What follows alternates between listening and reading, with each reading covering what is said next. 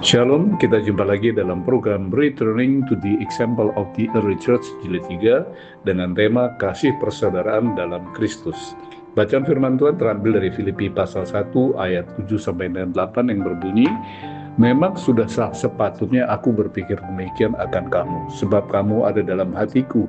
Oleh karena kamu semua turut mendapat bagian dalam kasih karunia yang diberikan kepadaku, baik pada waktu aku dipenjarakan maupun pada waktu aku membela dan meneguhkan berita Injil.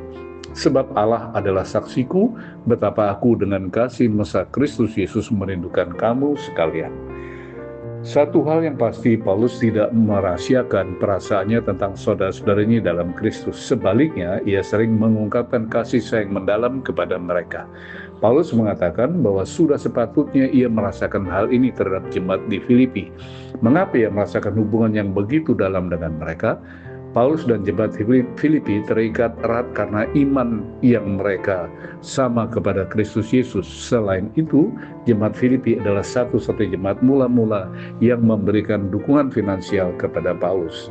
Tetapi ikatan itu jauh lebih dalam lagi Paulus dengan jemaat Filipi karena mereka berbagi pengalaman hidup yang bermakna bersama dan memiliki tujuan yang sama.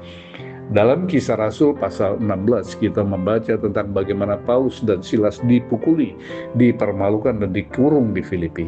Atas kejahatan apa mereka dihukum? Mereka sama sekali tidak melakukan kejahatan seperti yang didakwakan. Yang mereka lakukan adalah memerintahkan roh jahat untuk meninggalkan seorang budak perempuan, dan hasilnya budak yang dibebaskan dari roh jahat yang menguasainya.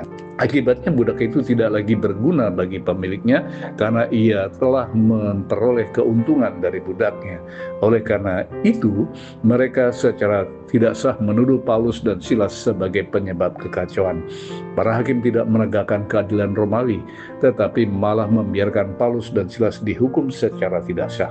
Namun, masa Paulus di Filipi tidak sepenuhnya buruk karena penahanan ilegal yang menimpa Paulus. Itulah akhirnya sipir penjara itu juga menaruh imannya kepada Yesus Kristus. Allah secara ajaib membuka pintu penjara dan ini menyebabkan pertobatan sipir penjara.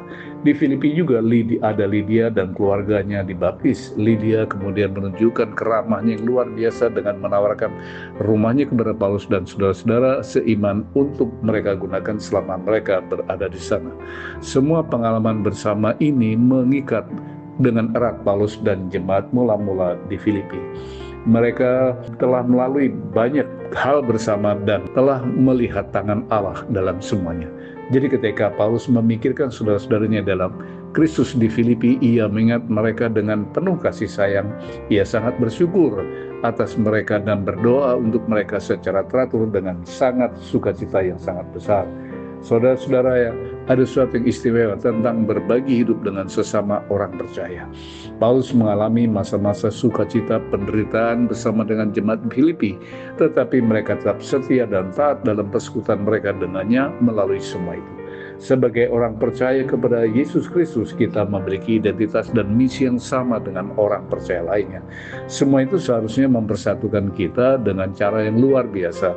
Saat kita menjalani hidup dan pelayanan bersama, ikatan itu seharusnya semakin dalam hingga kita semua dapat berkata seperti Paulus bahwa kita saling merindukan satu sama lain dengan kasih sayang Kristus Yesus. Bagaimanapun kita adalah satu keluarga. Saya tutup dengan 3 closing statement. Closing statement yang pertama, pernahkah Anda mengalami kasih persaudaraan dengan saudara-saudari seiman Anda di dalam Kristus? Bagaimanakah cara Anda memelihara ikatan tali kasih antara Anda dengan saudara-saudari tersebut? Closing statement yang kedua, apakah Anda juga memiliki komunitas seiman dalam Kristus dalam kehidupan Kristen Anda? Jika belum, bila mana dan bagaimanakah cara Anda akan membangun persaudaraan dalam Kristus? Closing statement yang terakhir, apakah masyarakat yang ada di lingkungan keberadaan Anda sudah melihat dan merasakan adanya Kristus dalam diri Anda seperti yang dialami oleh Paulus di kota Filipi?